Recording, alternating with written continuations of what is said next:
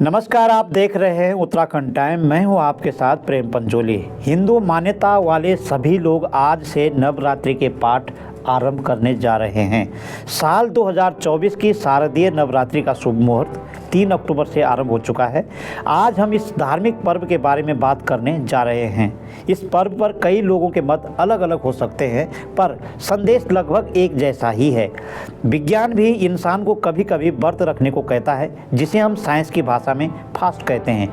यदि हम हिंदू धार्मिक मान्यताओं की तरफ आते हैं तो यहाँ कई त्यौहार ऐसे हैं जिन्हें मनाने के लिए व्रत यानी फास्ट रखना पड़ता है। साइंस की नज़र से देखें या धार्मिक मान्यताओं की नज़र से देखें, सभी का संदेश जीने के लिए है और सुख शांति के लिए मनाया जाता है।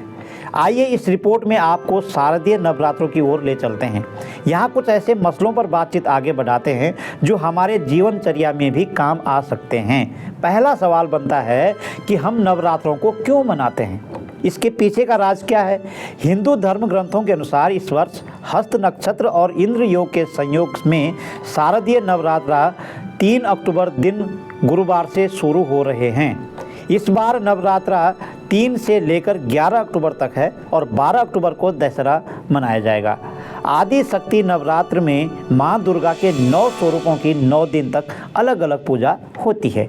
इस दौरान भक्त अपनी सामर्थ्य के अनुसार व्रत रखकर देवी की पूजा करते हैं। शास्त्रों में भी बताया गया है कि 9 दिन पूरे परिवार के साथ विधि विधान से माँ दुर्गा की पूजा अर्चना करने से धन धान्य की कमी नहीं होती है और माँ दुर्गा का परिवार पर आशीर्वाद बना रहता है।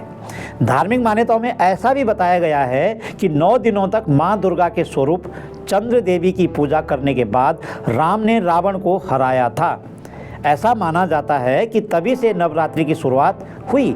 भगवान राम पहले राजा और पहले मानव थे जिन्होंने नवरात्रि के 9 दिनों का व्रत रखा था। रेणुका ज्योतिष केंद्र के संस्थापक आचार्य शक्ति प्रसाद सेमवाल ने बताया कि अश्विनी माह के शुक्ल पक्ष की प्रतिपदा तिथि 2 अक्टूबर की रात 12:18 से शुरू होगी। इसी तिथि का समापन 3 अक्टूबर को देर रात 2:58 पर होगा। उदया तिथि अनुसार गुरुवार 3 अक्टूबर से शारदीय नवरात्र की शुरुआत होगी। कलश स्थापना का मुहूर्त कन्या लग्न में सुबह 9 बजे से लेकर सुबह 7:05 तक है। वहीं अभिजीत में मुहूर्त सुबह 11:31 से लेकर दोपहर 12:19 तक है।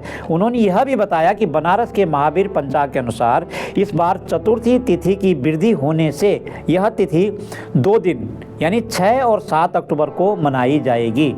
वहीं नवमी तिथि का 6 होने पर महाअष्टमी और महानवमी का व्रत 11 अक्टूबर को रखा जाएगा। इस तरह से नवरात्रि माँ के अलग अलग रूपों को निहारने और उत्सव मनाने का त्यौहार है। जैसे कोई शिशु अपनी माँ के गर्भ में 9 महीने तक रहता है, वैसे ही हिंदू धर्म के अनुयायी प्रकृति में रहकर ध्यान में मग्न होने का इन 9 दिनों का महत्व समझते हैं। वहाँ से जब बाहर निकलते हैं तो सृजनात्मकता का परस्पूर्ण जीवन में आने लगता है।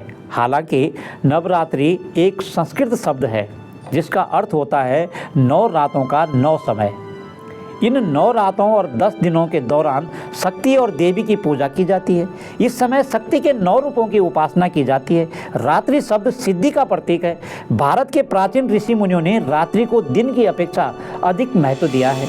इसलिए दीपावली, होलिका, शिवरात्रि और नवरात्र आदि उत्सवों को रात में ही मनाने की परंपरा है।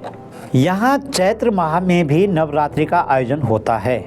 इस दौरान की भी अपनी खास महत्ता है। माता दुर्गा के ये नवरात्र हिंदू पंचांग के अनुसार साल में 4 बार मनाए जाते हैं। चैत्र नवरात्र, शारदीय नवरात्र, माघ गुप्त नवरात्र और आषाढ़ गुप्त नवरात्र। इनमें सबसे प्रमुख नवरात्र चैत्र नवरात्र और शारदीय नवरात्र ही माने जाते हैं। हिंदू पंचांग के अनुसार बसंत ऋतु की शुरुआत में आने वाला एक विशेष पर्व है। यह पर्व देवी दुर्गा के 9 रूपों की उपासना के लिए समर्पित है। यह समय न केवल आध्यात्मिक रूप से महत्वपूर्ण होता है, बल्कि जीवन में नवीनीकरण और नई शुरुआत का प्रतीक भी माना जाता है। चैत्र नवरात्रि का मुख्य उद्देश्य देवी दुर्गा की शक्ति, साहस और भक्ति की पूजा करना बताया गया है। मान्यता है कि इस दौरान देवी दुर्गा पृथ्वी पर आई है और अपने भक्तों पर कृपा बरसाती है। यह समय आत्मा की शुद्धि और सकारात्मक ऊर्जा प्राप्त करने का होता है। 9 दिनों तक चलने वाली इस पर्व में देवी के 9 अलग अलग रूपों की पूजा की जाती है।